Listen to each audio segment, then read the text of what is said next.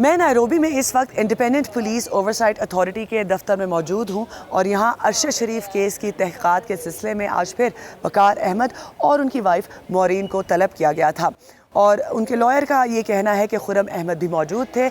Maureen और वक़ार को तो मैंने देखा, खुर्रम अहमद मुझे नज़र नहीं आए। ये हियरिंग सुबह शुरू हुई और लगभग 4 घंटे तक जारी रही और अभी भी उनके लॉयर की गाड़ी आप देख सकते हैं यहाँ पर मौजूद है। वक़ार और उनकी वाइफ मौरीन जो हैं वो टिंगा फार्म हाउस 1 घंटे बाद 40 से 1 घंटे में पहुँचे थे, जब खुर्रम हादसे के बाद अरशद शरीफ को उसी गाड़ी में लेकर टिंगा फार्म हाउस पहुँचे और उनसे आज जो है यहाँ पर पूछताछ की गई।